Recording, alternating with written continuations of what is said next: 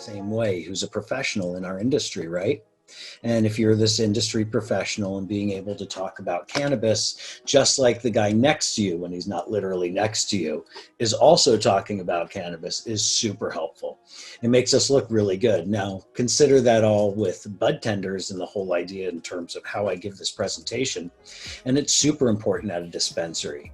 And give me a hell yeah if you're either a Budtender and you've heard the person next to you discuss the same product differently, or if as a consumer you've had that type of experience in a dispensary, for instance, and you've gone into a dispensary and the exact same flower or the exact same product would be explained to you in two totally different ways. When you think about it, it doesn't really help the industry out. It doesn't really serve to benefit us, our coworkers, our peers in any way. And so why I'm here is I want to create that baseline. It's really just that. I don't want to tell people that how they thought about cannabis up until this point is incorrect. That's not it. You've learned a lot. What we have here is the opportunity now to talk about cannabis, just like your peers when they're not there, in the same way they would, and vice versa, of course. So that's why we're here. Also bear in mind that ending, the idea of this being a one-off class that I give for Budtenders, this is the third class in the installation of the Cannabis 101 program. Yep. 101A was a introduction to cannabis as just a culture and a history, starting very broadly. We went through world history and zoomed in up until right here today in this city. We're in Long Beach. For the second class, we did an introduction to cannabis products. Again, that might seem kind of redundant to some of you guys, but you're going to notice a trend here, and it's really going to kick off with this class, which is all of these classes being set up in this series in order are meant to be gradually and increasingly more and more difficult. They're basically taking these same kind of concepts that we discuss early on, things like culture and things like products. And now I'm going to build on that with a little bit more science. The following classes will have to do with things like manufacturing and cultivation and actually like distribution and the science of studying the cannabis, like what Bell Costa Labs does. And all of that, by the time you get to that point, we're obviously going to be speaking about cannabis in this very, very, very extensive format. And so many of those terms and ideas and concepts, I'm going to already assume because we'll have had the benefit of these classes and building up to this level and concept. So this is a quick kind of flash at what we're doing. This is just the cannabis coursework here. Take a quick look. I kind of show a version of this slide at the beginning of every one.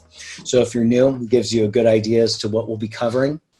And, all things told, as long as we have the opportunity to be here at home and learning and kind of being part of the same community and enjoying it, that's what you get to do.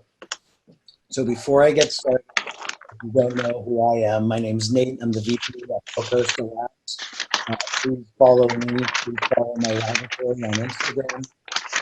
We work really, really hard on cannabis, good science, and all related things. Please let me know if you have any questions on the lab testing side. We also have Stephen here from the LBCA.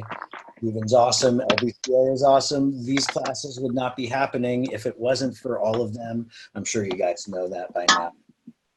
Even more redundant if you don't already follow the LBCA, which I'm not even sure how you end up right here if you didn't, but please start. So I'd like to get into the basic rundown and coursework and what we'll be discussing with the regard to this class. So again, this is what we look for in Budtenders. This is the type of information. This class won't make you a Budtender in the next couple hours, but it will give you the baseline. It will cover virtually every topic that a Budtender would normally be running across or discussing.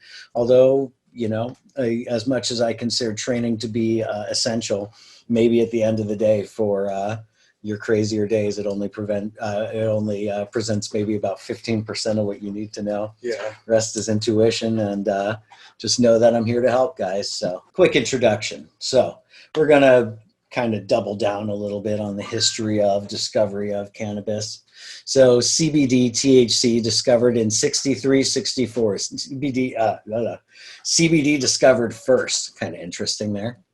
Cannabidiol Interesting. Should we use this as a moment to plug Cannabidiol, mine and Steven's show that we've been running? Please tune into my Instagram at Kennacentric on Thursday night at 9 o'clock.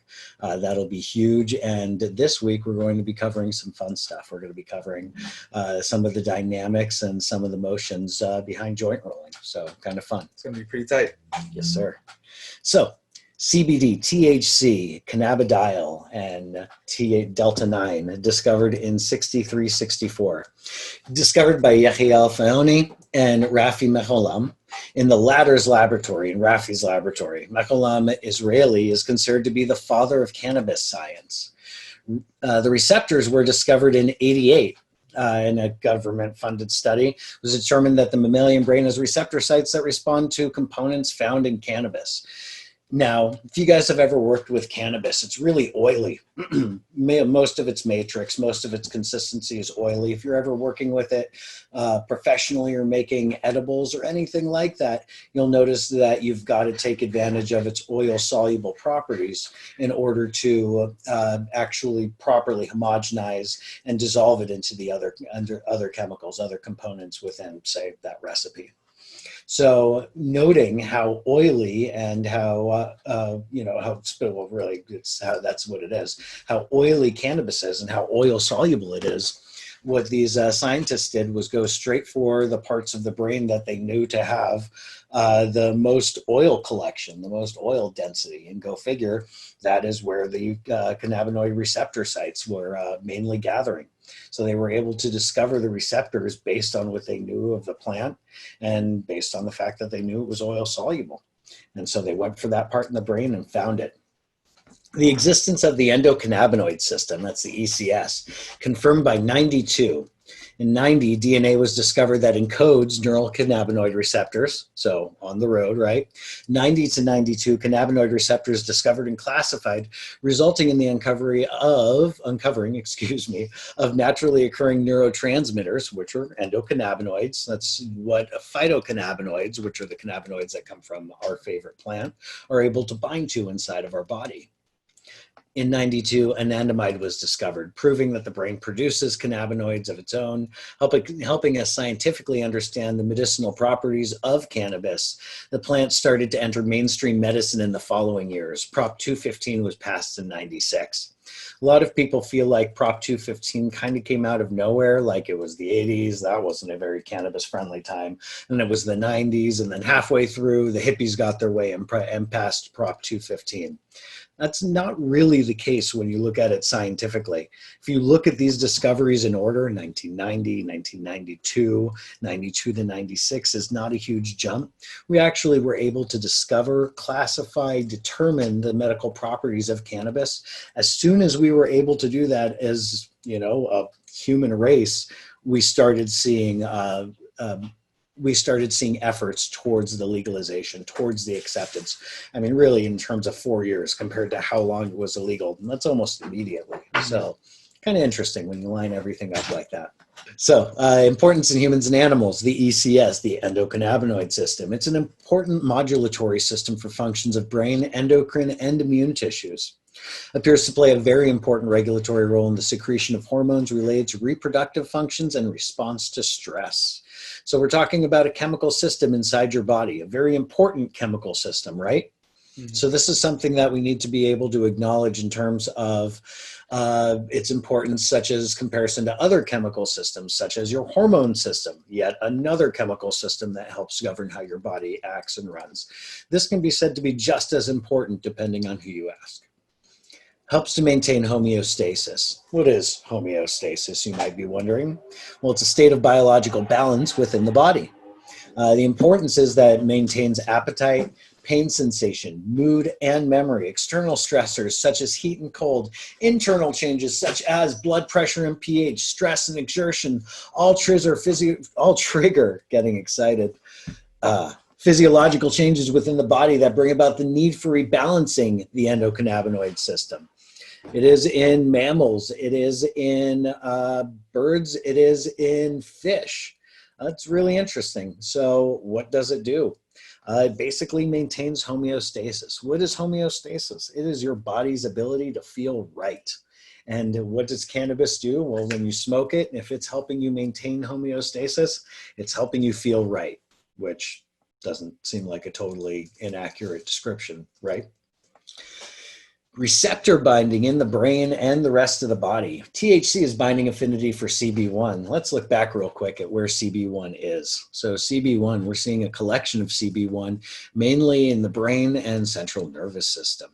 A little bit of it in the digestive system as well. CB2, definitely stronger in the digestive system, and a little bit more CB2 going on in terms of the extremities as well.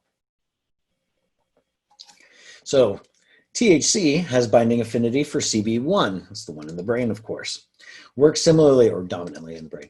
Works similarly to anandamide, but resistant to breakdown by a particular enzyme that is responsible for breaking down anandamide. So what is anandamide again? Well, that is a true endocannabinoid. That is a chemical that goes to your endocannabinoid receptors. It binds to them, rather. Whether or not you've ever taken cannabis, it utilizes those receptors inside your body, and it helps to govern things like homeostasis. The problem is that it breaks down rather quickly. So any little rush of relief it might give you would tend to be, based on the body's own abilities, somewhat limited. So what we're able to do is bring more soldiers to the battle. They're phytocannabinoids. We're able to bring in more cannabinoids other than the endocannabinoids. We're able to bring in phytocannabinoids into your body. They're able to bind to those same receptors, and they will help sustain things like maintaining homeostasis, staving off pain, staving off stress, things like that. Hence how cannabis tends to react with your endocannabinoid system. Resistant to breakdown by FAH. CBN has a binding affinity for CB1 and CB2. Relaxing qualities affect a large part of the body, but what about CBD? Because we hear a lot about that. What's going on there? Anandamide is produced on demand by the body and then broken down rapidly by FAAH. We know about that. CBD breaks down this enzyme and at the same time boosts anandamide production, allowing it to have more of an impact. May I read that again for you? CBD breaks down Fa, the enzyme that would normally be breaking down anandamide. It breaks down that enzyme before it has the ability, one would think, to break down said anandamide, and at the same time boost the anandamide production, allowing it to have more of an impact. So CBD is taking the body's endocannabinoid and allowing it to be there more. Kind of fun. So it's doing something different than THC. What's better at this point, THC or CBD? Would you guys join me in saying neither? I'd rather have both. So at high concentrations, CBD directly activates the 5-HT1A hydroxytryptamine serotonin receptor, conferring an anti-anxiety effect. This protein receptor is implicated in a range of biological and neurological processes, including but not limited to anxiety, addiction, appetite, sleep, pain perception, nausea, and vomiting. Modulates several non-cannabinoid receptors and ion channels. CBD also acts through various receptor-independent pathways. Does even more. We're still figuring out what CBD does in its entirety. Pretty awesome, huh? So CBD's got a long way to go. A lot of our favorite plant has a long way to go with regards to the understanding how it interacts with our body. At this point, the golden level is we're able to look at just this one page and how awesome is cannabis, right? So consider some of these things. Further mentions on how the endocannabinoid system actually works once it's up against the brain, body, and receptors. Three main components: endocannabinoids, receptors, and enzymes. We kind of know about these at this point. Activates with precision when things are out of whack, whenever homeostasis is imbalanced.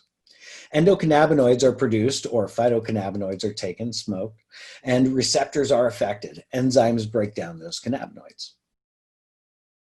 Make sense so far? Hope you guys have learned something. Next topic is going to be product knowledge. So product knowledge is going to be fun because We're going to start with some basic stuff. We're going to talk about things that we all know about really quickly. We're going to get technical here. So let me know if you guys have any questions, or feel free to flag us. Or with that much said, what we've got here is the opportunity to We've got the opportunity right here to discuss a few of these basic things and then really get into a pretty complex level with cannabis. So what do we know about flower and raw biomass? Full of raw cannabinoids. So that's pretty straightforward. What do I mean by raw cannabinoids? So I'm talking about those cannabinoids that end in A. Those are the non-decarboxylated cannabinoids. If you've ever seen things like THCA, CBDA, those all fall into the raw cannabinoid category. Next, cannabis is in its most basic form. It can be extracted from, smoked, infused into other products. I like to liken cannabis a lot to things like corn or olives. A lot of corn, for instance, doesn't actually find its way to the shelf looking like corn. It gets extracted from things like corn oil, corn syrup. Sound familiar? When it comes down to something like this, and with the opportunity to discuss these types of products in this format, we have the notion of mentioning that cannabis in a lot of these ways is basically becoming a commodity. It's doing things to suggest that it is destined for another level of conceptualism and of conceptualizing how it's going to work and where it's going to be grown and how it's going to be grown. Things like corn, for instance. Certain strains of corn are already known to produce the best oil, already known to produce the best cornmeal. What types of cannabis will be used to produce the best blank, and what will sell the best, and how will all of these work? And it's a major area to consider when you think about how everything's going to end up playing out. Juicing raw cannabis, especially for those who have their own setups, is starting to become extremely popular.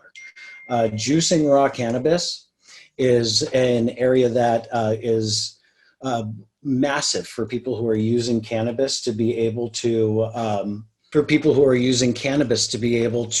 stave off digestive issues. So what we have here, and we'll cover what cannabinoids do a little bit more in the future, but what you've got is that things like THCA, for instance, are great for things like digestive issues. By being able to take a plant that in its raw form is dominantly THCA and be able to juice that out of it and then turn that into a drink, a shot that you're able to take and send it right to the part of your body that needs that anti-inflammatory effect the most, can be massive for people who have things like ulcerative colitis or Crohn's disease and the like. It's huge to see the levels of effect that there are, and a lot of them have been very well journalized, and it's a massive area where cannabis improves the quality of life for some people. Cannabis is grown for extraction as for smoking.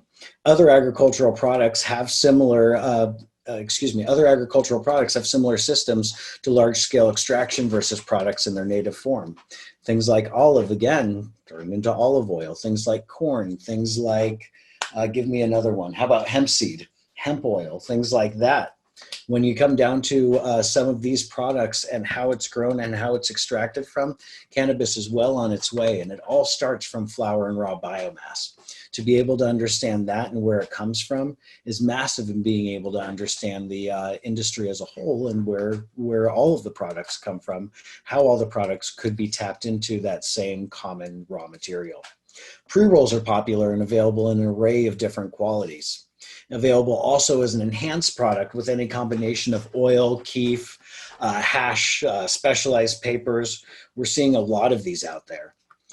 Pre-rolls can hit the hundreds range as hand-rolled cannagars. If you've seen stuff like that, that stuff's just mind-blowing.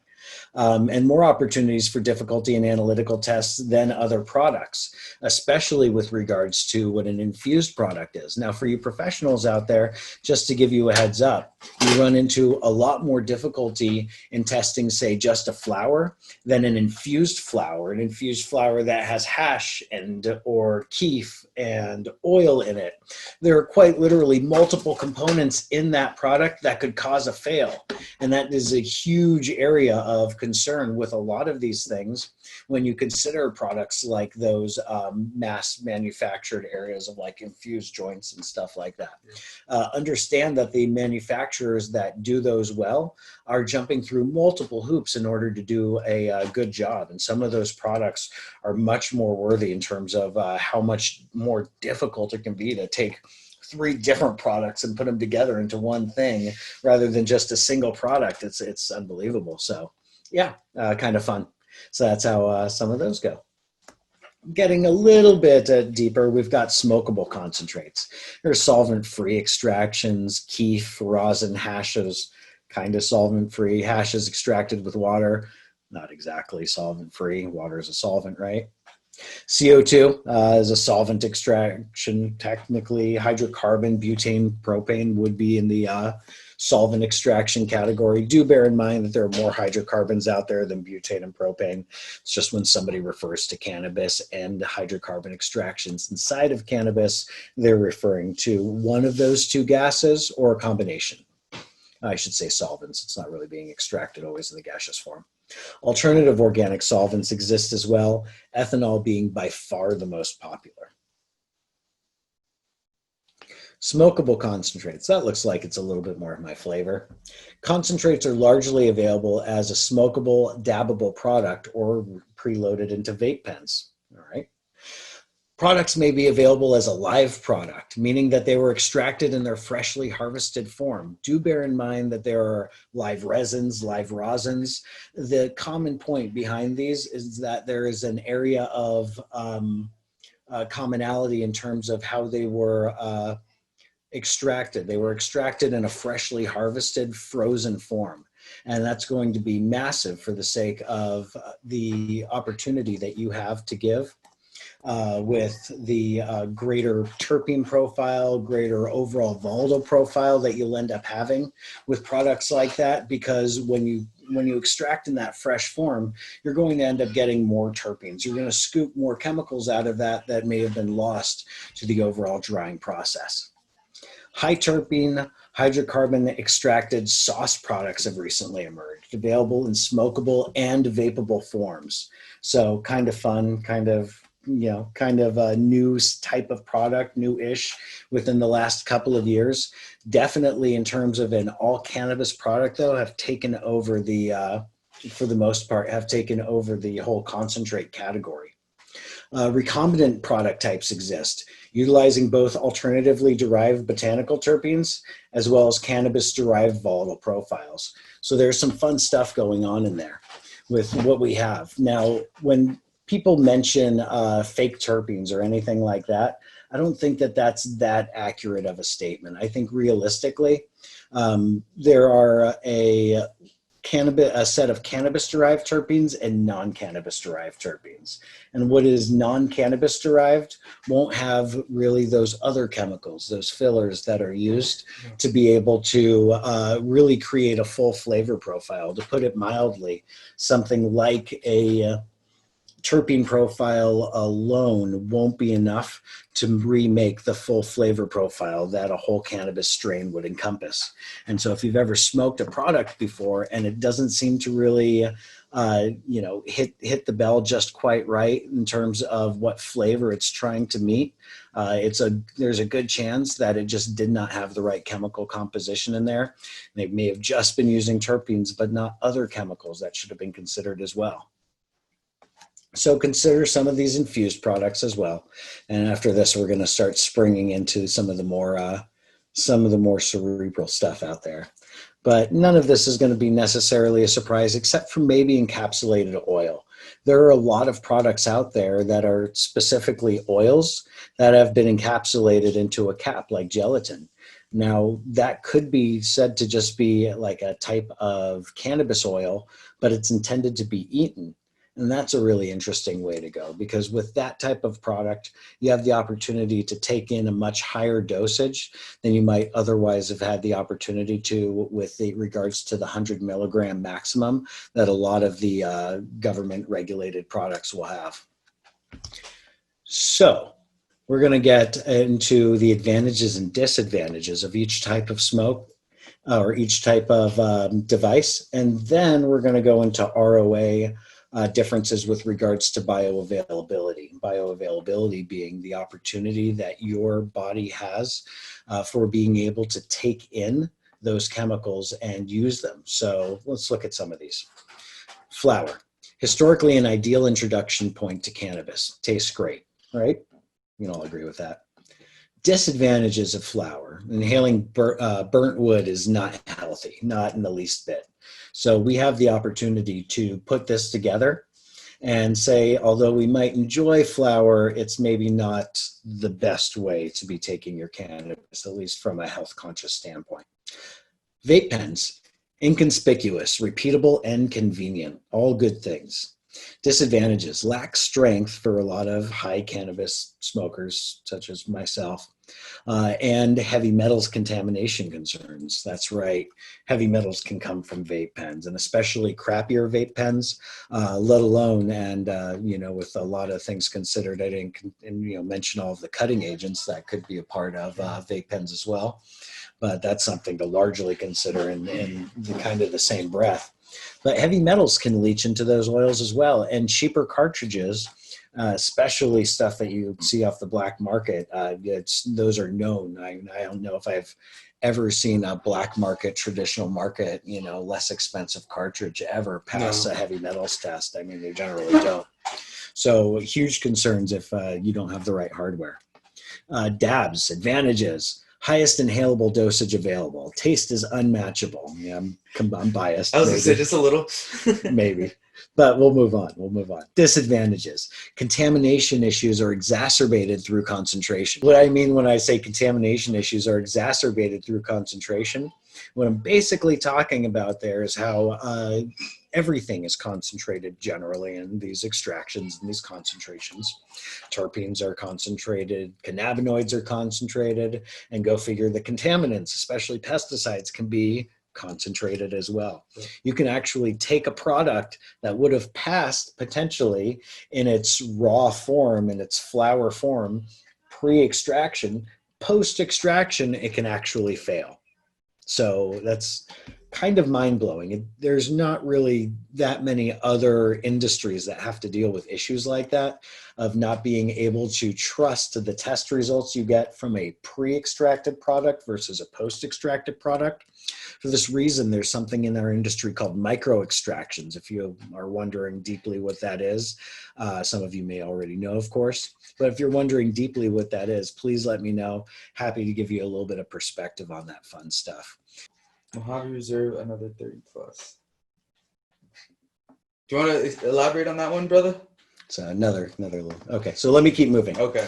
So dosage is difficult to measure, maybe too powerful for some consumers. Product temperature control becomes extremely important. And other advantages, disadvantages for infused. Advantages, directly topically medicates, infused for external, directly topically medicates specific targeted areas. Disadvantages, none, just limited in application.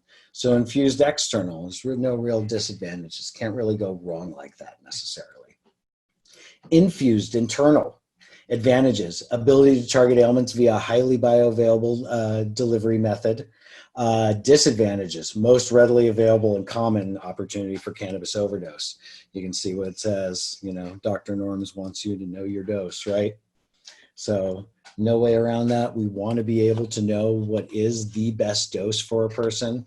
Best way to go is for that person to be as cognizant as possible to their own body, to their own dosage and so forth. Yeah. So let's take it a step further. Refers to the amount of compound available in blood to achieve effects. Each ROA, or route of administration, will interact with the body differently and hence will cause a varied amount of bioavailability of the active ingredients, cannabinoids, terpenes, etc.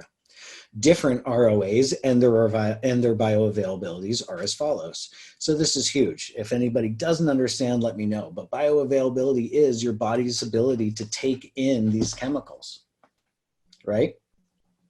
And different ROAs are your different ways to take cannabis. So what we're going to talk about are different ways to take cannabis and how heavily it affects your body per bioavailability, which is pretty special. So let's move. Topicals. No bioavailability, technically speaking. None of it's going to actually dissolve into the blood. Cannabinoids do not actually penetrate past the skin into the blood and only hit receptors in the skin and surrounding tissues.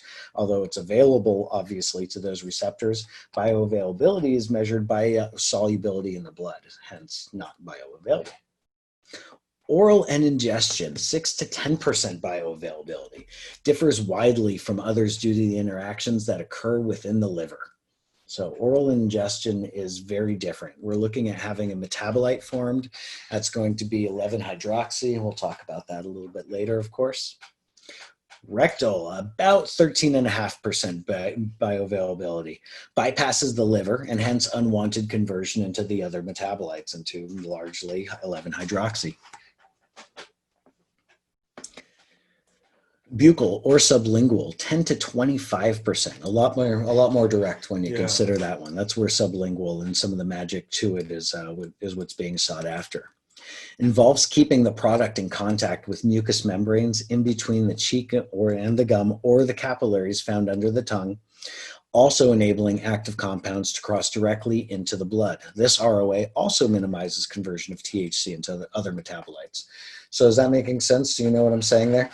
Yeah, for the most part. So what can we say? What can we say about that? We can say that it's going straight into the blood from your mouth rather than going through your digestive system, hence the liver, hence being metabolized into other chemicals. Everybody get that? Quickest route. That's the point. That's the idea. Inhalation, about 30%. Quickest to do, I guess. You're right. Since you say quickest, I am blindly kind of agreeing. So maybe I need to check myself. Sorry. No, I'm sorry, man. I'm supposed to be, Yeah. So anyhow, inhalation, quickest delivery method and achieves results in minutes. This method is best suitable for bouts of acute symptoms. Ever have a headache and smoke it away? Mm-hmm. It's a good way to go. Transdermal, 80 to 100%. The actives are delivered across the skin and directly into the blood. This enables the actives to bypass the liver and minimize conversion into other metabolites produced by the oral route. So what do we keep seeing here? Metabolizing, right? Yeah. Now, that's something that happens with cannabis. That's something that happens with cannabis when you eat it. That doesn't happen when you smoke it. Mm-hmm. So what if you don't smoke it? Are there other ways to avoid these metabolites or conversion into these metabolites? Yeah. Yes, there are, and this is some of that stuff. Intravenous, 100%, involves directly injecting active into blood with a carrier. Aren't any injectable cannabis products yet on the market? No products yet. But that's likely to change within coming years. So that's ROAs across bioavailability. Like everybody, cannabis professionals need to know about that. So it's like, knowing the 4 square proportions, just for life, for cannabis life, you got to have that. So popularity of each system. Now these figures, I'm afraid, are a few years old. But it still does give you a little bit of an understanding and idea, and things haven't changed that massively. In fact, they have projections to 2022 based on how other trends are going, and you can see how a little bit of that kind of looks. So you see product types in terms of most common, most popular. Now this is going to be more on a nationwide level, of course. And you're seeing the different trends, of course, to the left. So if you want to examine these a little bit further, let me know. But otherwise, most of these studies were available online. So we're going to get into a little bit more crazy stuff. Now, we were able to talk about a few, pretty deep things with ROAs and advantages and disadvantages of certain types of products. Mm-hmm. But now we got to do math. So what math are we going to do? If you've been watching our other broadcasts that Stephen and I have been doing on Thursday nights, that one's on my Instagram channel. We do those broadcasts at 9 o'clock on Thursdays. Now those ones are called cannabidyled. So a little bit of a different format. One of the Yeah. things we did though is we discussed cannabis. We Mhm. discussed cannabis dosage, and we're able to take that whole concept and sort of turn it into how do you consider dosage in cannabis? How do you count this dosage? How do you homogenize this dosage and so forth? So getting into other areas of little kind of how-tos and understandings. Please let us know, therefore, if you are interested in this kind of stuff. We're damn near experts now. He is. So anyhow, calculating dosage. Like most over-the-counter and pharmaceutical products, dosage can be counted by milligrams.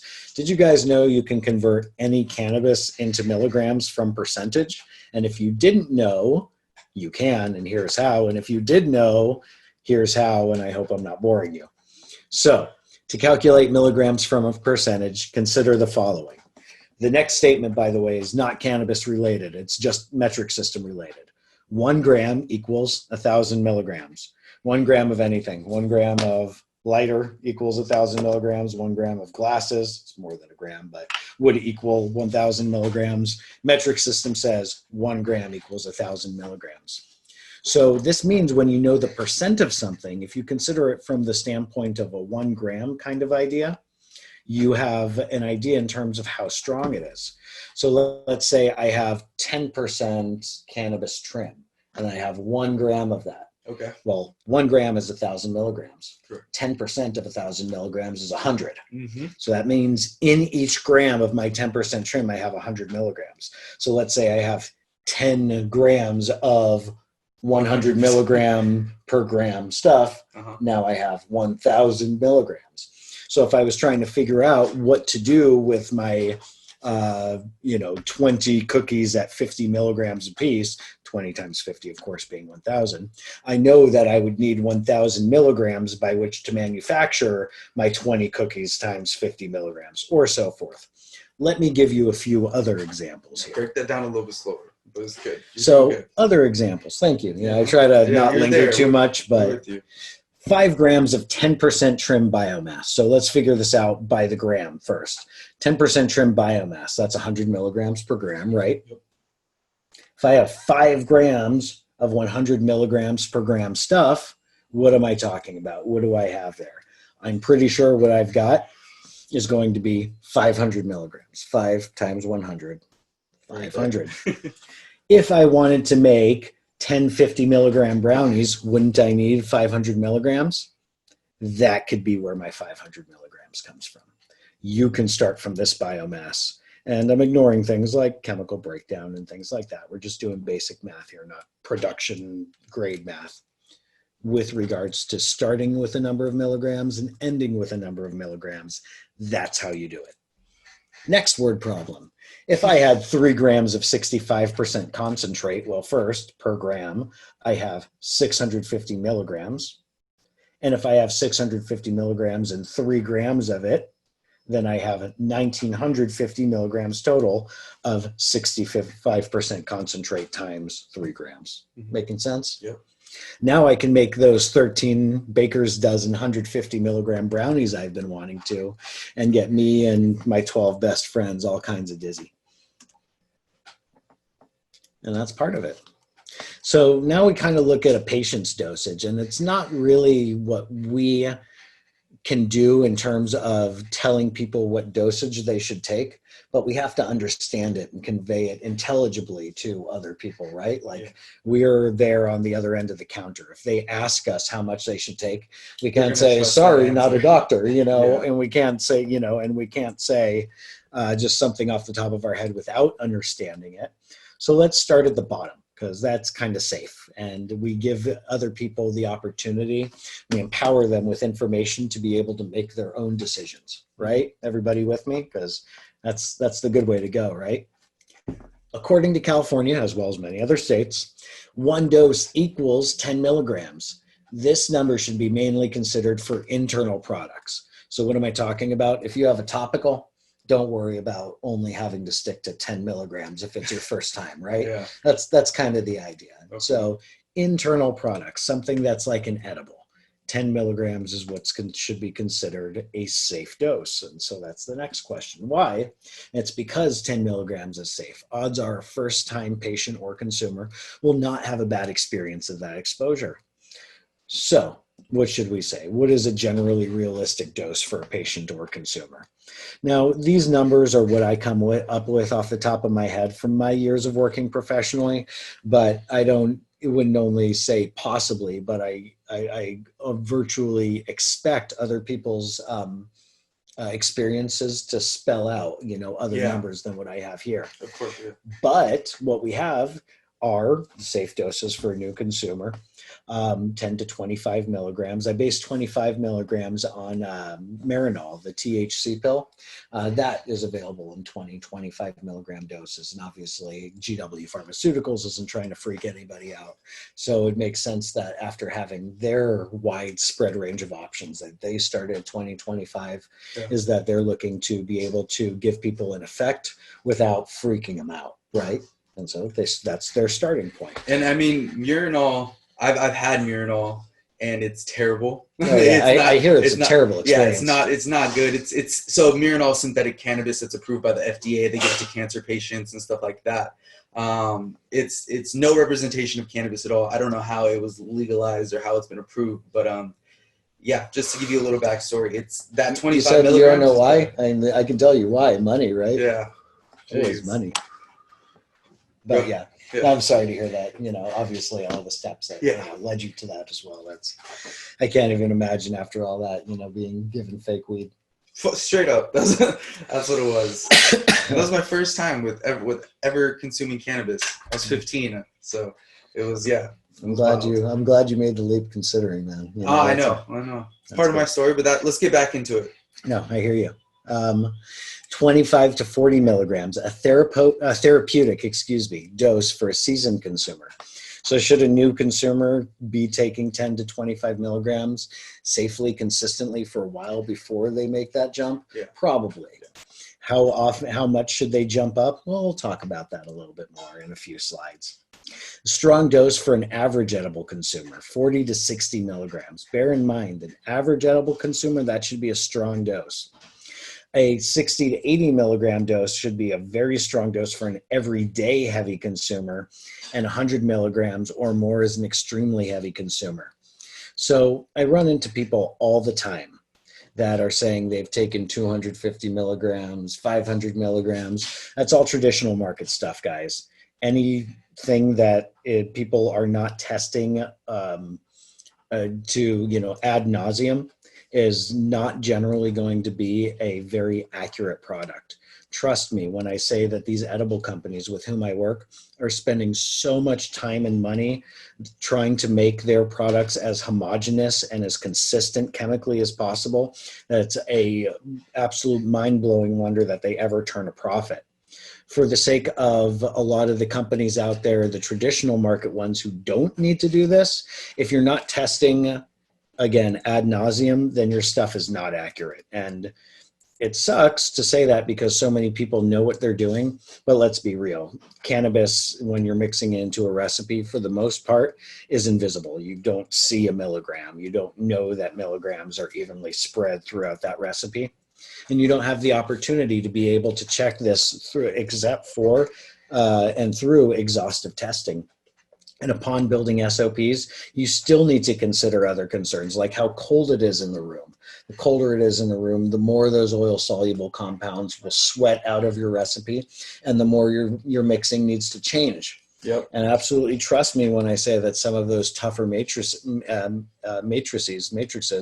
are having to be considered in terms of what temperature it is in the operation, what temperature their product is, what temperature the room is, and so forth, because that all makes a difference with regards to how these chemicals move around.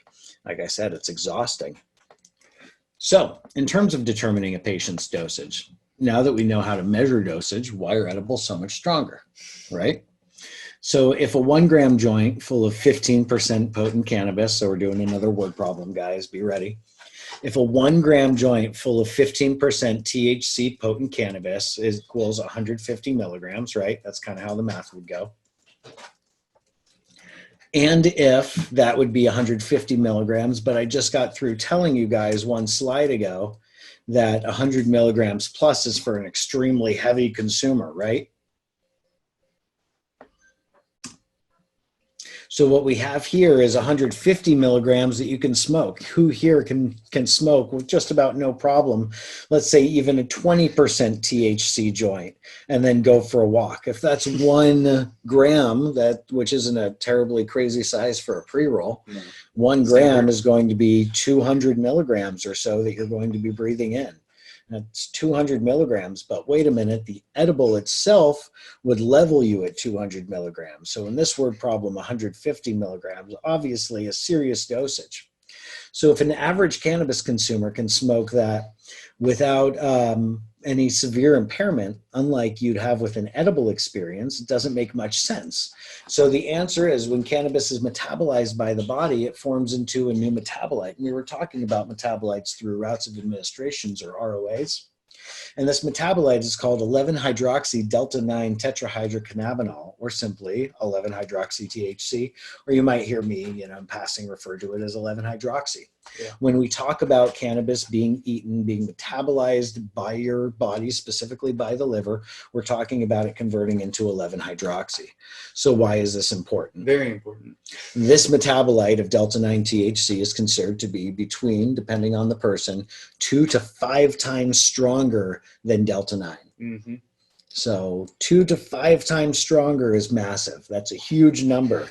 This makes things a little bit more serious, which is to consider that your 150 milligram joint, if you were to consider 2 to 5 times weaker, we're talking about between 30 and 75 milligrams equivalent. Which is realistically that dose. Actually sounds like, 30 to 75 milligrams, and then I can take a walk, my lunch break. Mm-hmm. That sounds about right.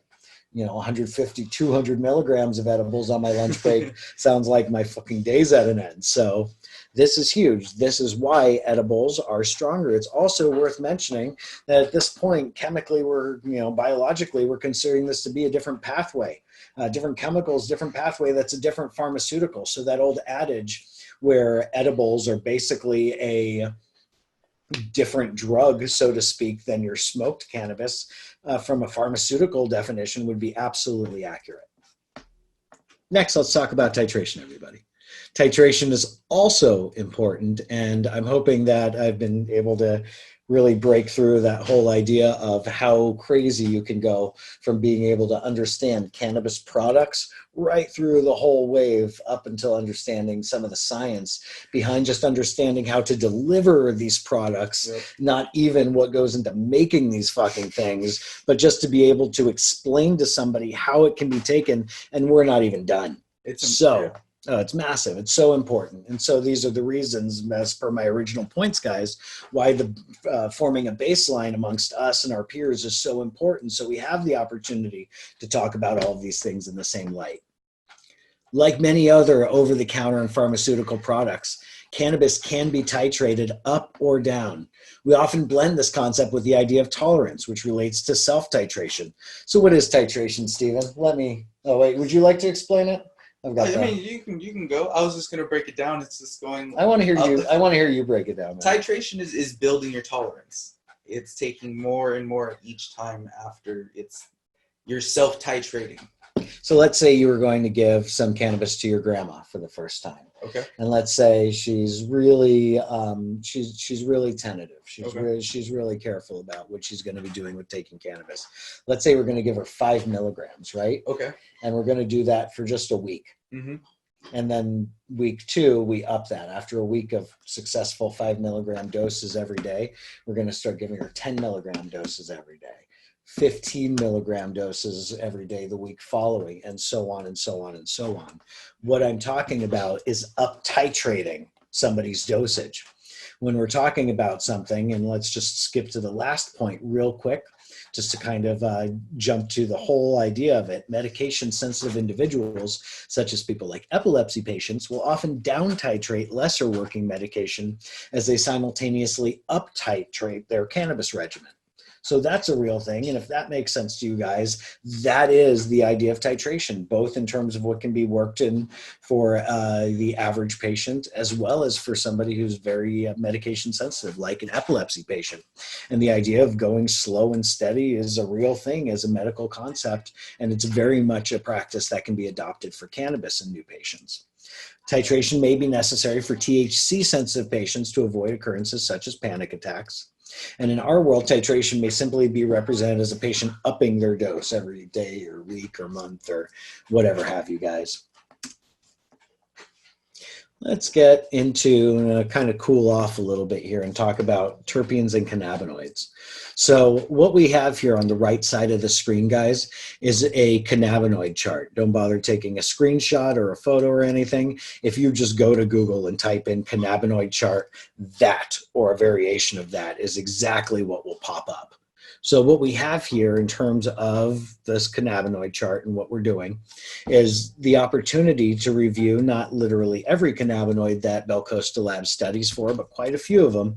And we have the ability to look at different cannabinoids right here that we're able to actually suggest what these cannabinoids are and how they will help improve somebody's well-being. Now we're looking down in the vertical list of a number of different ailments, and with regards to those ailments, we're looking at which cannabinoids have the ability to be able to help counteract those or help aid in a person who are suffering from those. You'll notice right off the bat, if you're looking down the list, that CBD is, you know, the one that got all the attention in the plant world. So thank goodness for CBD, right? Broken down into raw and active categories. So where are those raw categories? Those are the ones on the right, the 5 on the right that are all have the suffix A. That stands for acid, and those are acidic variations, non-decarboxylated versions of those same chemicals. The ones you see on the left would be the post-decarboxylated, the activated versions of those same chemicals. Gives you a lot of ability to say and understand the importance of THC and CBD ratios. It also starts to allow you to ask other questions such as, hey, I see THCA reduces inflammation and I see CBD reduces inflammation. I have a patient or consumer in front of me who's looking to reduce their inflammation. Hey, Stephen, which one should I recommend? Reduce inflammation. CBD or THCA, which one would you recommend for a patient? CBD. I would say both. You're right. They work right? hand in hand. Well, and you're not actually sacrificing anything within the anti-inflammatory workings. In fact, they'll work through slightly different pathways through the body, and they'll actually help you reduce inflammation in different ways, binding in different ways into your endocannabinoid system. Kind of cool, huh? Love it. And of course, let me know if anybody on the chat right there, or if you guys have any questions or anything like that, please let me know. Happy to get a little bit more granular if this is, touching base to anything that you were wondering. So terpenes and their effects is the next one. And lo and behold, if one were to go to Google Images and type in terpene chart, you'd see something just like that. And although this one's pivoted, you see something very similar. You see different terpenes and you see different ailments that they're giving credit to being able to help conquer. Certain ones of these I can help you guys cut through. Like for instance, if we're talking about something like myrcene, which you'll notice is going to be on the sleep category. Now, if I see a strain that's high in myrcene and low in everything else, I generally know that's going to be a really good strain for sleep and anti-inflammation and pain. And it also suggests on this chart calming and uplifting. I'd say less so uplifting, but definitely on the calming side of things. And with that said, give you a very good idea of what a strain that is a high myrcene streak would actually do for that patient who's taking it. High myrcene strains, again, are like cushions. They're very sleepy. So terpenes and their profiles are increasingly being used in explaining the complicated effects of cannabis.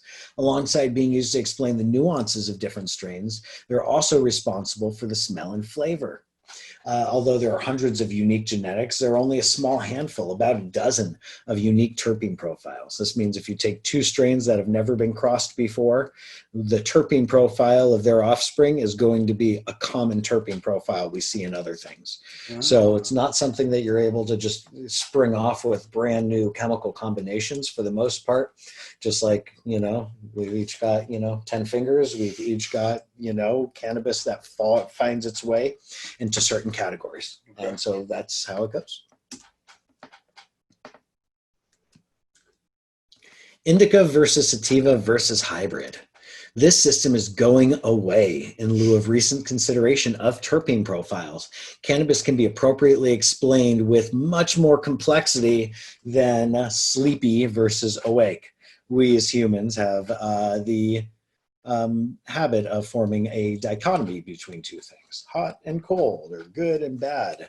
And cannabis is sleepy and awake, but the reality is that cannabis is way more complex than just being sleepy or just waking you up. It has a whole notion of other effects to it. If you consider those nuances that we discussed just a moment ago through the terpene profiles, it does a much better job of being able to explain what cannabis is actually able to do to a person, for a person, through those explanations. So is it the sleepy versus awake? Yeah, maybe, but my cannabis is much more complex than just knock me out or wake me up like trucker pills of old, right? Jen and David said they're happy to hear that the Indica sativa and hybrid's going away. Nice. Yeah, that's right. Our favorite plant is so much more complex than sleepy versus awake. We owe it that level of understanding to be able to communicate through our descriptions, especially as Budtenders to whom this class is, again, hoping to not just maintain these baselines, but to make sure that the person next to you has the same understanding of where things are going. Exactly. So huge, in my opinion. Alongside descriptive issues, there are multiple misnomers and other descriptive failings which are introducing the need for a new system. OG is not an indica. I've seen sativas grow and they're tall, and I've seen indicas grow and they're definitely not as tall. They're not exactly the shortest things, but they're not nearly as tall. So when you see pure OG grow, it is so sativa, it's silly. However, the chemicals therein, namely the indicators that we can look at from terpene profile, are going to suggest that it's calming, that it's going to laze you out, that it's going to relax you, which means that Budtenders had traditionally discussed this kind of thing as an indica. But it grows like a sativa, but it smokes and has an effect like an indica. And all of a sudden, when you kind of roll these things around, you actually have to lie to a consumer for the sake of easily communicating what their strain or what their plant is going to do to them. And that's not doing cannabis any good favors. Way more appropriate instead of faking how a plant grew. Because really, I mean, when you talk about indica versus sativa, that's what you call a morphological trait. Okay. And in our world, that doesn't actually have any bearing on what we're smoking, the morphological trait. Sure, it's neat as a category. Are you looking for something more flavorful that's, okay with a high energy day? Or are you looking for something that's heavy and going to knock you out? So indica sativa is never going to completely dissolve, but the opportunity to discuss what your cannabis is obviously going to expand by leaps and bounds through this. Not only that, but to the third point, we hate to admit that the know-it-all guy who was like, actually, that everything's a hybrid, he was actually right. Like, just about everything's a hybrid now. Let me see if I can expand my page and give you guys a little bit of a...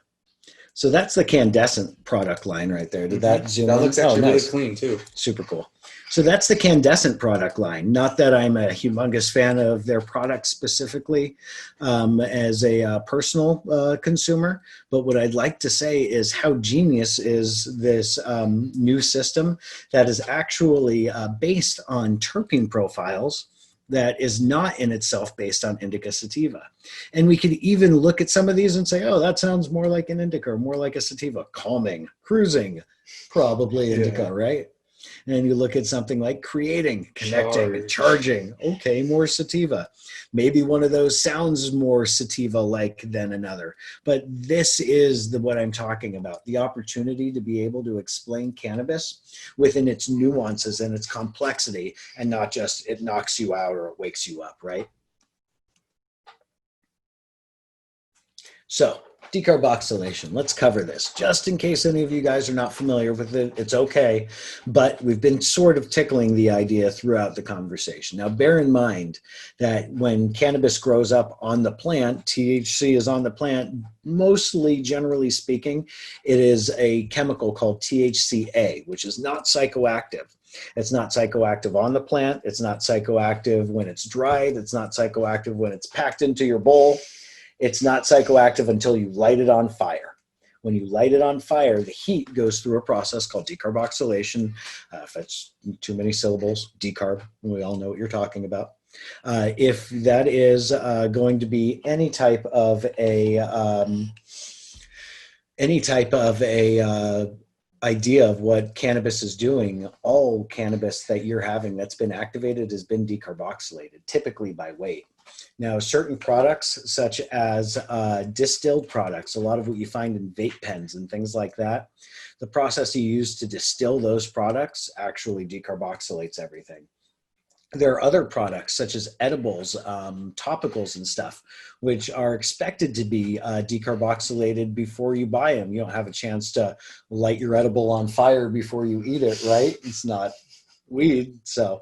But it's okay for your cannabis to be full of THCA that you're about to smoke, because as you light it on fire, the heat off of your dab rig or whatever have you, that is enough to decarboxylate it. That is enough to activate it. And so you would never know it was in a non-psychoactive form unless you tried taking it in that non-psychoactive form. Interestingly enough, and into the same direction, I will eat hash if I have a stomach ache sometimes. So if I have a stomach ache, I have access to THCA. That's unburned THC. It's fucking hash, right? Yeah. So if I eat THCA, I am sending THCA, a potent anti-inflammatory, right for the endocannabinoid receptors in the part of my body which need it. Yeah. Everybody follow that? Please let me know if you didn't. But again, if my guts need THCA, it's an anti-inflammatory, and I have inflammation going on in my digestive system, and I need to cure that, and my sour stomach needs to go away, I can take THCA, stuff that was never even meant to be eaten, but things like a hash product. I can eat that hash. It will not so much get me high as it will send THCA straight to the part of my body which needs it the most. Very information. It's really good, cool. Really good, necessary information.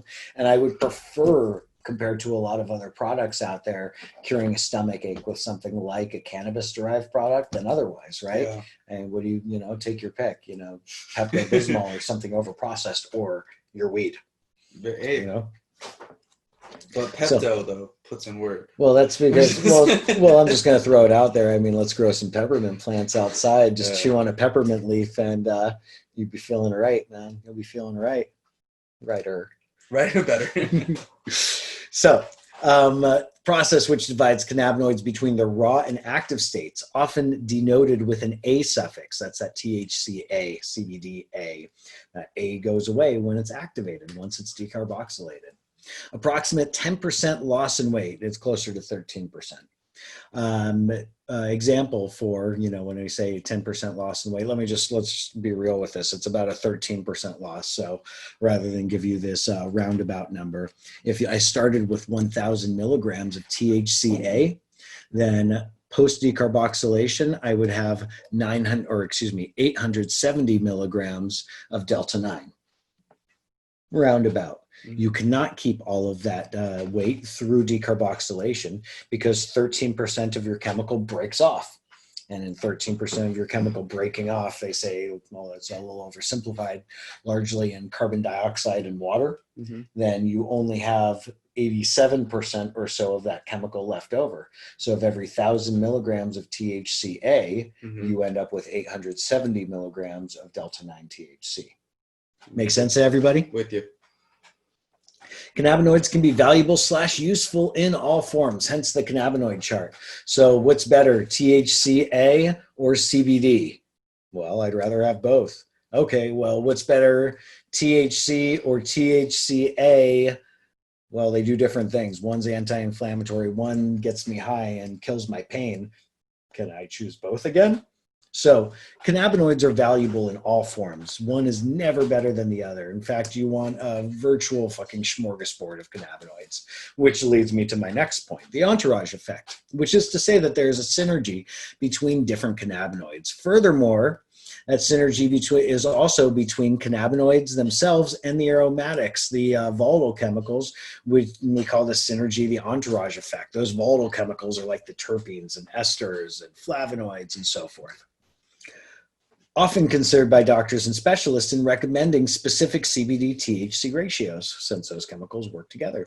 THC is psychoactive. CBD is anti-psychoactive for those patients that have a little bit of a sensitivity to THC, but who could still benefit from cannabinoid therapy.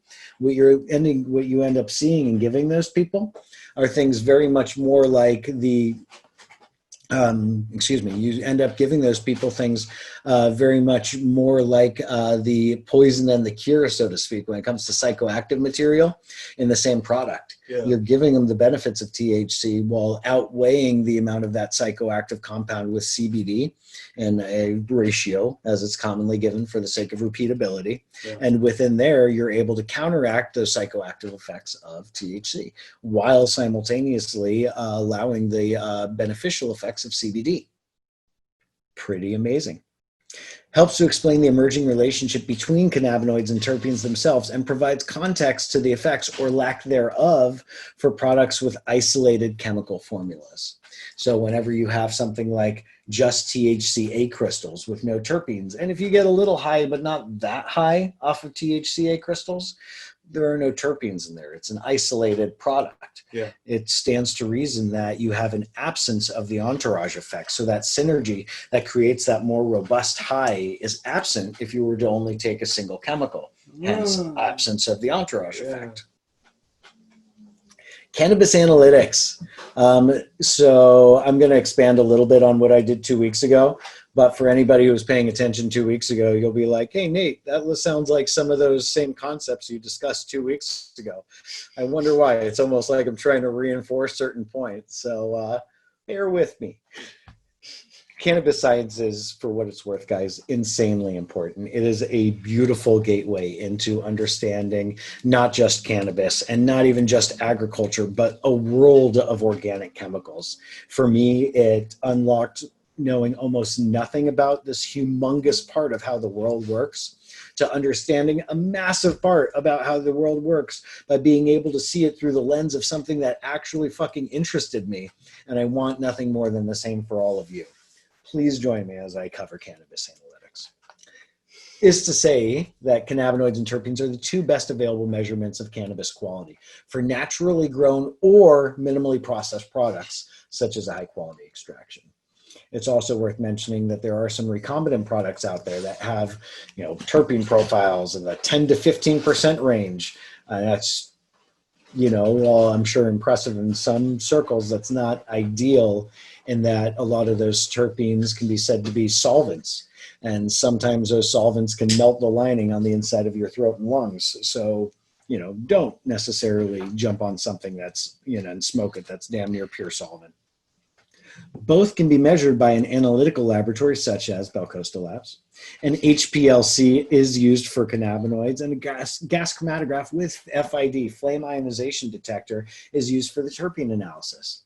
High terpene content typically has the greatest bearing in cannabis flower being considered high quality. Yeah, absolutely. Put it in the air.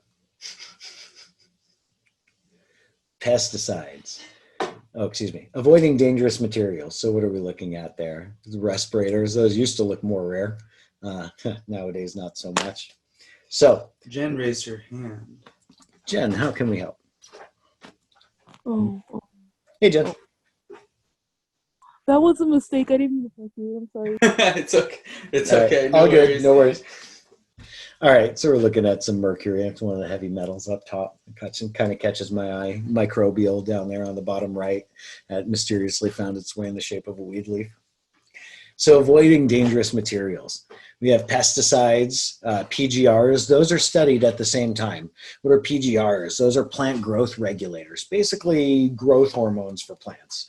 A lot of them aren't good for you. And there are a lot that have made the panels in terms of category 1 pesticides, which are considered to be some of the most dangerous compounds that we have the opportunity to test for. There are PGRs. There are heavy metals. Heavy metals are going to be arsenic, cadmium, mercury, and lead that the state has us test for. In reality, there are many more heavy metals than that. It wouldn't be impossible to consider that more could be added to panels in the future. Mycotoxins are mold-based toxins. Myco, like mycology, is mold, of course. Mycology, the study of mold and fungus. Mycotoxins are the type of toxins that are produced from that. There are other pathogens, microbial pathogens. There are both types of fungus called aspergillus, as well as a couple of strains of bacteria, Salmonella and E. coli, that the state has us test for as well, for the sake of safety. And then dihydrogen monoxide. And anyone know what that is? Stephen, you know what dihydrogen monoxide is? I'm not going to even lie. I do not. That's all right. Careful, guys. It's the most dangerous substance known to man. I'm just kidding. It's water. Anyhow. Look it up, by the way. That makes sense. Now that I look at it. That was funny. So look it up when you guys have a chance. The city of Aliso Viejo, one of the super conservative cities in South Orange County, almost based on an internet hoax like years and years ago, like 10 to 20 years ago, almost made water illegal because of this internet hoax about how awful dihydrogen monoxide is, about how too much of it and you can't breathe, and it's used in animal testing, and it's found in like all these lethal compounds and stuff. It's just fucking funny. Water. But this internet hoax was taken seriously by some staffer in the city of Aliso Viejo, and they almost outlawed water. Wow. So yeah, now that's unfortunate for that city. That's what they're going to go down for. I'm going to steal that. Oh yeah, no, dihydrogen monoxide. So you want to hear something else about it, guys? That's serious. We actually test for water in 2 different ways. So avoiding a dangerous material is actually not a stretch to say that you could fail for water. Yeah, because one of our tests is for something called water activity, and that's exactly right, Stephen. Things can get moldy, and if things get moldy, they're not safe anymore. And so what we have here are the opportunity to test something to make sure that there aren't going to be other types of mold outside of the ones that we test for on the microbial panel that haven't touched down on that product and are able to grow. And, you know, should there be a high enough water activity content, the mold would be able to proliferate, meaning that cannabis has to be able to, on its surface, guarantee it's fairly dry, at least, in order to be sellable, in order to go into that container and sit and wait on that shelf for somebody to buy it so it doesn't go bad. And that's obviously going to have effect. You know, one of the most common things, like in a dispensary level, was like, oh, the flower's so dry, the flower's so dry. But it literally, I hope, like, this is something that Budtenders can relay, is like the testing part, that you can't have it, like, obviously if it's cured properly, it's going to be well, but like, say when it comes to like the lower shelf cannabis, that's kind of why you see that. Well, nobody has the opportunity to test something before it's done drying or curing either, you know, to be able to beat this. And it may be for good reason, because although it's not ideal, drier cannabis in a container means that there's less stuff growing on it.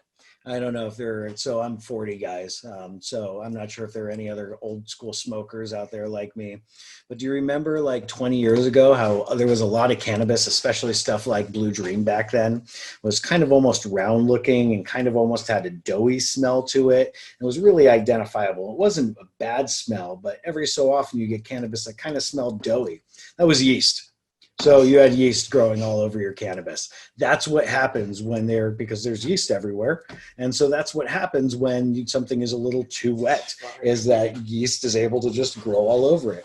So if you remember those days, guys, good news, we're generally not smoking yeast anymore. But for years, I mean, that was a thing. I can't believe it didn't get more people sick. Different instruments that we use to analyze these things.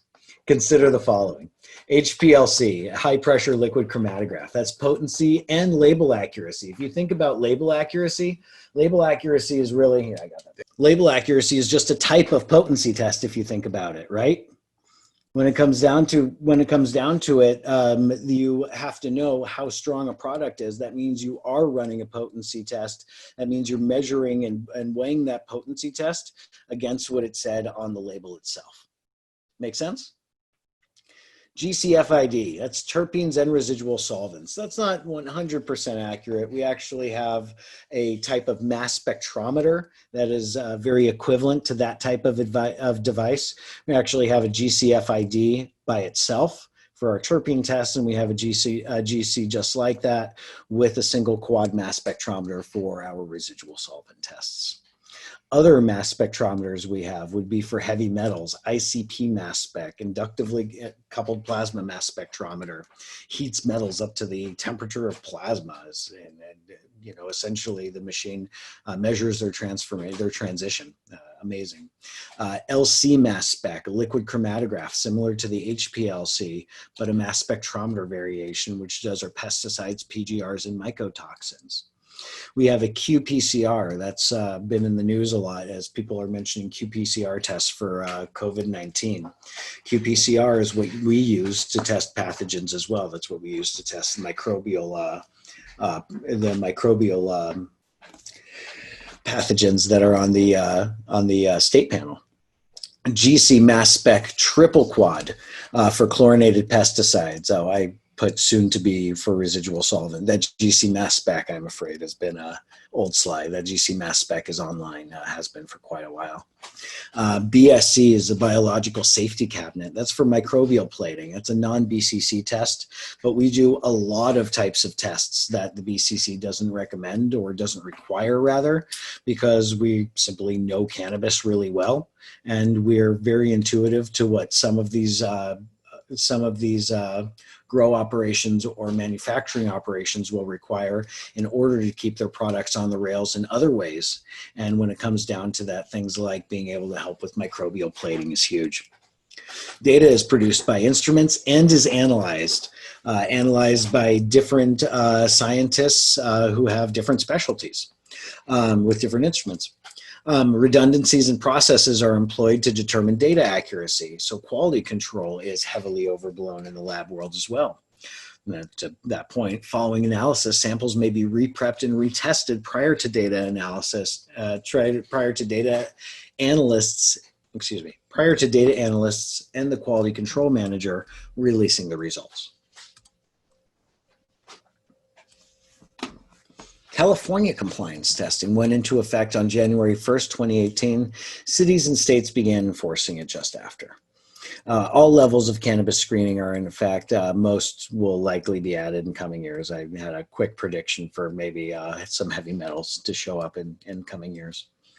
Cannabis regulation includes the need for all cannabis products to be tested prior to retail. Failed batches are allowed to be remediated up to 2 times. The California BCC, that's the Bureau of Cannabis Control, who dictates, how we operate.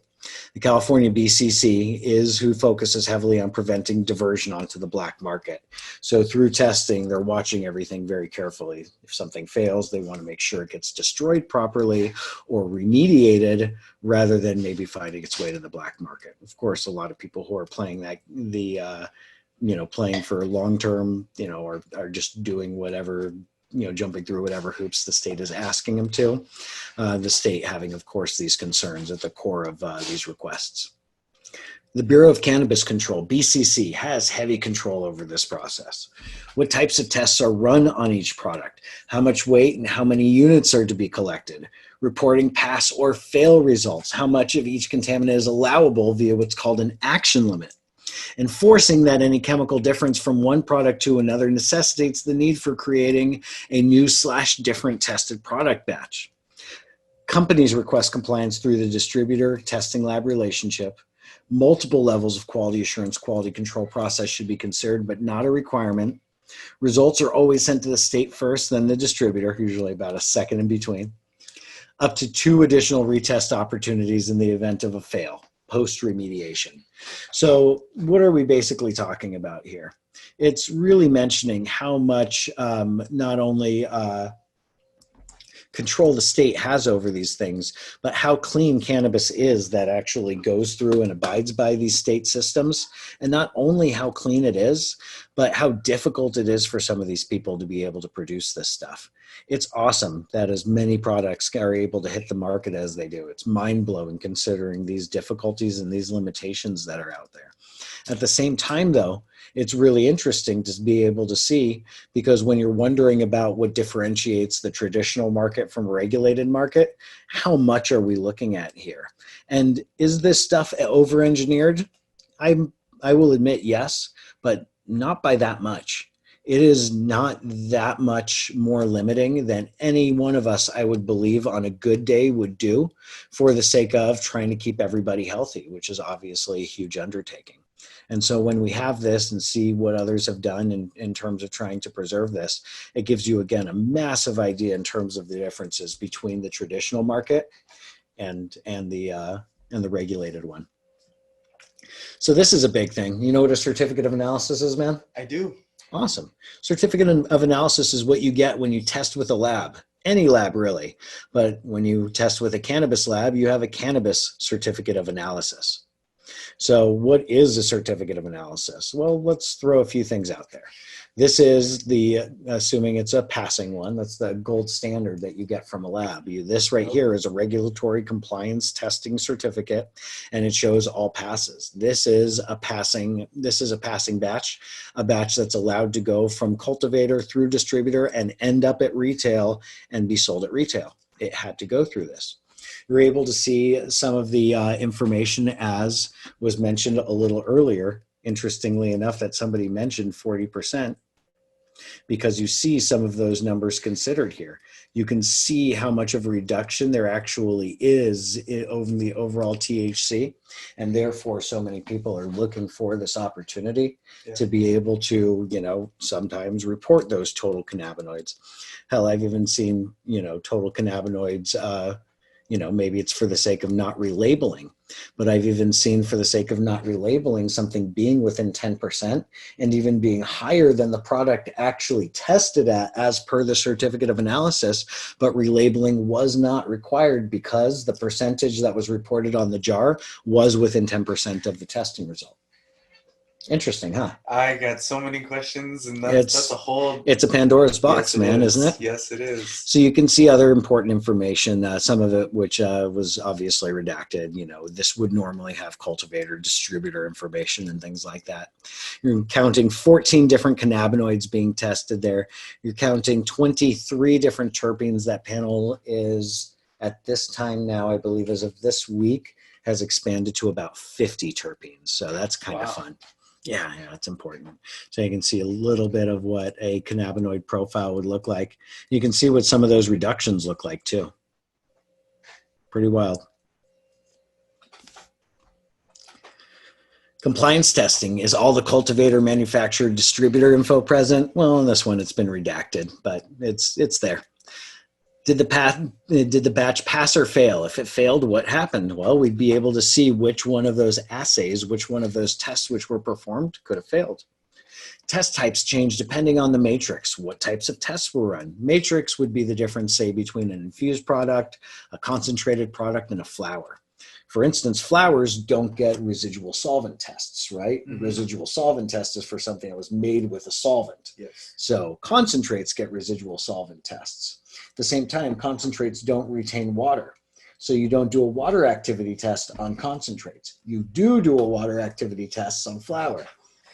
Okay. So each one is distinctly different. Yep, different. And the state would refer to these as different matrices. Mm-hmm. And for every matrix change, you would have a different testing panel that the state dictates to you what to run. Infused products are read in milligrams per gram. Mm-hmm. How does that information translate? Pretty easily if you sat through the first part of this class, right? How does this information get to the BCC? Through a data packet. I mentioned it a little earlier. Data packets are where we put our raw data as well as other information pertinent to the pickup and running the tests, so that the state has all of the data that we've done, so they're able to essentially back up everything. It's at a level of high level accountability. As if you think about it, a cannabis lab like Bell Costa Labs is basically like the health department. So we're held to a similar standard of need and of cleanliness and of everything in terms of transparency as a government organization would. So this is the total, this is the complete certificate of analysis. If you've done business with us in the past, but not recently, and you're looking at that and saying, wait a minute, I thought your certificate of analysis was 8 pages long. It's not 8 pages long anymore. We heard everybody, and we reduced the paper consumption quite a bit on it. So that's kind of neat. So you can see a total. Certificate of analysis. Note there would normally be a QR code on there to maintain appropriate anonymity. I threw a little black dot in the middle of each of those, but you get the idea. So that's a certificate of analysis. Being able to read that means that you're looking at, for instance, certain chemicals that may be present. Let's look at maybe the top one, abamectin. You're looking at the action limit that the state has suggested is allowed there. From there, you're looking at the amount that was read. ND stands for none detected. You're looking at our LODs and LOQs. That's lab speak. That means limits of detection and limits of quantification. And it's exactly what it sounds like. How much of it needs to be there for a lab to detect it? How much of it needs to be there for a lab to quantify it? Note there are certain chemicals out there that the state has us look for. You can see those instead of mentioning things like 0.1 micrograms, as you have with abamectin under limit, go down to aldicarb and you'll see any amount. That means if we can detect it, it fails. Those are called category 1 pesticides. Those are kind of interesting to see, but that's another story that we're going to be able to dive more into. But for the most part, being able to read a document such as this really means going in there and just looking at the numbers. In the lab world, ND is awesome. It means none detected. Let's look at something else. Let's look at something where there may be the slightest amount detected. Oh, look how clean this is. Heavy metal testing. Everything that came up, there was some detected, but everything was below our limits of LOQ. Okay. So we knew that it was in there, but it's not enough to quantify. Okay, that makes sense. Yep, which makes sense for heavy metals, as heavy metals, generally spoken, you find them everywhere. So what goes wrong with cannabis, Stephen? I asked. Pesticide concentration is an inadvertent result of producing concentrated products, as you guys have heard. So that sucks, but it happens, and it's a real thing and something these companies absolutely need to look around. This also means traditional market concentrates have even more to possibly make us wary of. Early storage and prepackaging can lead to microbial contamination issues, as mentioned with the water activity tests. Poor homogenization and infused product manufacturing can be an issue. We did a cannabidiol broadcast on that, as that is something that we tend to see. Overspray from neighboring crops is a common source of pesticide issues. I see massive amounts of, especially greenhouses around the Central Valley area, massive amounts of build out, millions of dollars worth on things like positive pressure greenhouses, just to keep away the overspray from neighboring crops. It's a very real thing. Vape cartridges can leach heavy metals into cannabis oil. Also something we've covered already, but maybe not a massive, maybe not a massive surprise right there. What are we looking at for some near future kind of predictions of our industry, right? That's what I'm talking about. Increased availability of diverse cannabinoid profile regimens. So what do I mean by that, Stephen? I'm talking about increased availability of cannabinoids. We want more cannabinoids of different types in more products. Okay. We're looking less so for that trace amount of things like CBC or CBG or THCV that might be in products. And we would love to have products that are dominantly those. And we're starting to see them. I've seen CBG pills, for instance, and little stuff are popping out there. ingested products going beyond just edibles, and I put that in quotes. So what do I mean by that? And we're starting to see little bits of this, but if you think about going to a dispensary, much love to the edibles and the manufacturers there, and it's not like the manufacturers of edibles can do anything differently, but everything inside of a dispensary, like in the edibles category, is a snack. Right? I mean, could you imagine if, like, across your day, all you were allowed to eat for the most part were just things that you opened, that was 3.5 ounce product that came out of a pack and just took it out and then you ate it. And everything you ate may as well, I mean, again, not to disparage these people, but almost would be okay for use in a vending machine, right? Like, yeah, you're right. And so just to be able to say that that's all that edibles really exist as kind of is unfair. I mean, there is the Originals Cafe that's been open and stuff, and so you can smoke while you eat. But to be able to really, like, be able to, in a gourmet setting, like, actually enjoy real food with cannabis, that's something. And I know, experience. Well, there are licensed types out there as well. Yeah. And unfortunately, none of those licensed types have had a chance to open, and all things told would have. That's what we're gonna do. That's actually, it's coming. That's once COVID's over. Yeah. No, I'm with you, man. Safe access. So there are some So that's what I want to see. Let's get it going. Integrations into nutraceutical and cosmeceutical markets. Seeing it very slowly drift in there. I'm surprised we're not seeing more nutraceutical, cosmeceutical stuff out there with cannabis in it. But stuff changes all the time. We just saw CBD hand wash or CBD hand sanitizer. So, stuff's changing pretty much every month in nowadays. Failure rates. Lots of companies have been engaged in unsustainable processes, unable to pass testing, failing to meet compliance. No fun. Based on BCC fact sheets testing results, 10 to 15% of available products have not passed by current testing standards. That's just what makes it to compliance testing, so to speak. Okay. There are plenty of things that don't make it to compliance testing that have already been early tested, pre-compliance, that people know won't pass. But just the stuff getting to compliance testing, 10 to 15% is not passing because of things like maybe an overspray issue from a neighboring crop that wasn't caught until compliance testing happened. Yep, more common than you'd think. So a little bit of futurology for you guys. Future applications currently in study of the ECS, of the endocannabinoid system, are be the opportunity to benefit things like Alzheimer's disease, despite suffering from, I should say, Alzheimer's disease, showing some motions against cardiovascular disease, neurological, neurodigestive, neurodevelopmental, and psychiatric illnesses, acute and chronic kidney diseases, autoimmune diseases. That one's huge, especially with CBD. Yeah. Chronic inflammatory disease, chronic pain conditions, autism, discovery and or reclassification of cannabinoid receptors, and some of which, when you see GPR, PR stands for protein receptors. So these are not original. When these were first discovered, people didn't realize that they were probably used for cannabis. They just said, oh, look at this weird receptor, probably for proteins. Yeah. And so there were certain receptors, protein receptors, that were misclassified, people believe, as protein receptors, where they should have been, given a full understanding, originally classified as full-blown cannabinoid receptors. Okay. And so the thoughts are that there are more cannabinoid receptors in the cells, but we have to be able to disprove which ones are maybe misclassified as a different type of receptor, and then prove what it is instead. Wow. So that's crazy. That's kind of tight. I'm gonna look so we have certain receptors there all mentioned, and all of those, interestingly, are intracellular, which is suggesting now the endocannabinoid system not just existing on these receptor sites spread through the body, but actually intracellularly as well. Should we be able to determine these pathways, it will answer a shit ton of questions in terms of how cannabis has been interacting with our body and certain things, such as, if you're familiar with apoptosis, programmed cell death. Okay, no.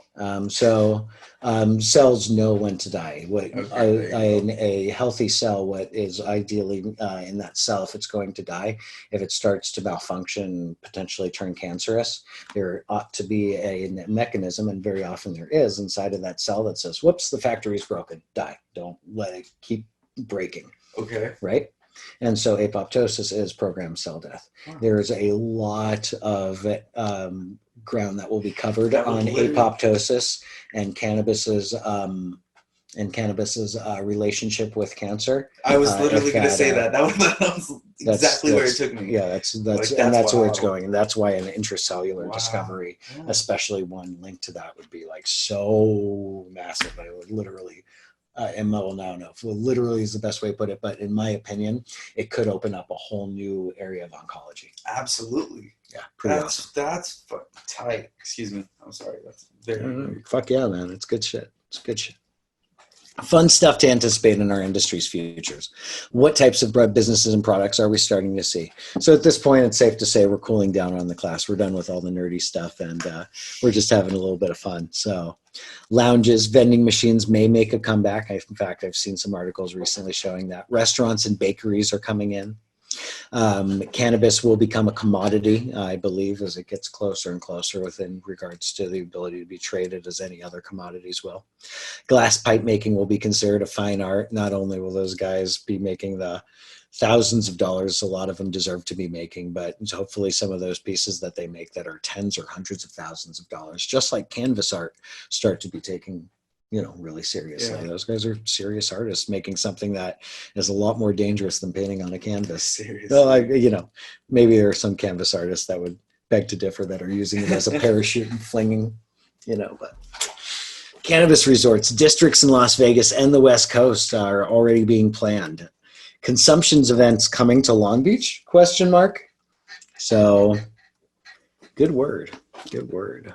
Speaking of words, anybody have any questions? Thank you, everyone, for staying this long. We appreciate you. Thank you guys for hanging out in the class. I hope you enjoyed it. This is Budtender Training, and ideally the opportunity. Thank you. Ideally, the opportunity to. Thank you, everyone. Ideally, the opportunity to be able to show you guys what so many of the Budtenders, I've had the opportunity to train them. I usually get, maybe they're just being nice, but I usually get decent feedback, and I'm usually able to even fill in and plug in a few holes in terms of what people know or don't know. So if you guys do have any questions, please let me know. I'm happy to hang out for another few. I'm here for you guys now and in the future. So there's my contact information. There's the lab information. You guys are awesome. I'm here if you guys have any questions. So, and feel free, of course, if you'd like to take my contact info. Thank you, it's everyone. Right there. Thank you. Oh, of course. Yeah, happy to be there for you guys. Also, not too many brands are interested in listing their specific terp profile. Interesting. That's a really good question. You know what? There are a lot of ways to put that, but let's suggest right offhand that it would make them a little easier to copy, or it would invalidate maybe some of the specialty behind their products. Now, I don't know exactly who you're talking about, so I'm just shooting off the hip and guessing here. In some cases, people may not be running terps. In other cases, they might not have any room to put it on their packaging, so it might be considered a waste of money and time. Yeah. Right. So there are a lot of reasons somebody might not. I don't want to dog on anybody who just is, under the gun. But to explore how that could kind of materialize, let's say that somebody really didn't want to show their terpene profile, right? Why not? Well, that's more or less the blueprint of their strain.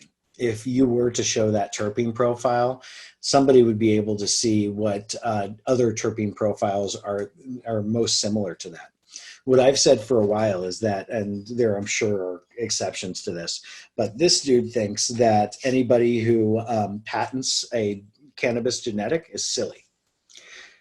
Back when I was young, there was this thing called designer imposter sprays. You remember that? No. Like Calvin Klein, there was a designer imposter spray that smelled like Calvin Klein.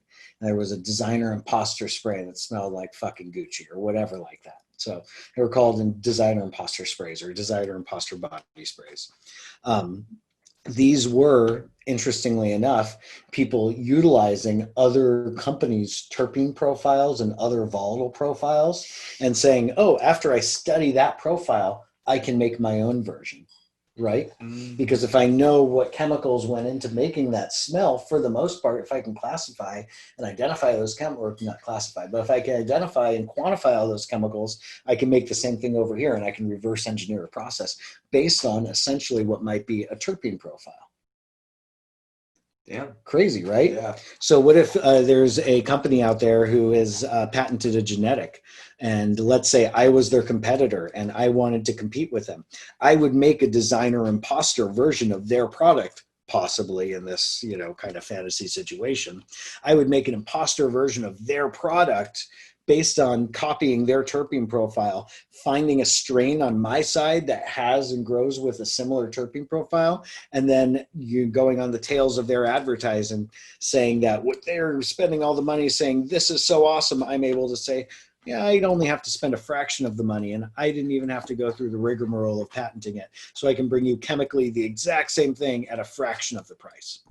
And that maybe could be seen as maybe usurping somebody's, you know, business plan or strain or whatever have you. It wouldn't be the most ethical thing to do, so I'm not arguing necessarily in favor of it, but I'm saying what you could do if you were ruthless and just wanted to, you know, take other people's, you know, hard work for your oyster and open it up, and that's, it is what it is. And I don't tell you this because I'm trying to make, you know, scammers out of all you guys. I'm telling you guys this because when you one day make your own product, ideally it won't be that obvious to copy. Or if it's something that you can't avoid people copying, then you know this in advance, and so you're already on to the next cool shit before anybody ever copies and bites off the last thing you did, and you're always one step ahead. Gems. And that's the way to go. Gems. So these are things to consider in how one would move, and the speed and dexterity with one requires in order to be successful on a, you know, rock star level that we all want to be. So those are some of my thoughts on that. To the person who asked that, did that answer their question? Yeah, you definitely answered. They asked another question. It was, won't it make the shopping experience better for the patient? Hell yeah, it will. Yeah. It's just more training, more money, more space on packaging, which is already, I mean, do I have any packaging right here? Like more space on packaging, which is already really, like, I'm looking around, I don't see any. Already really tight to begin with, you know? Yeah. So I think so.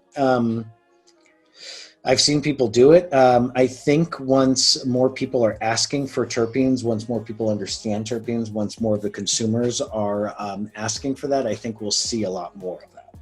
I think as of right now, although everybody here is in a little bit better educated, better position than the average consumer, I think that for the most part, you know, what you know, average cannabis consumer knows about cannabis, we're looking at maybe about 10% of the overall market knowing about terpenes at this point, or asking for them.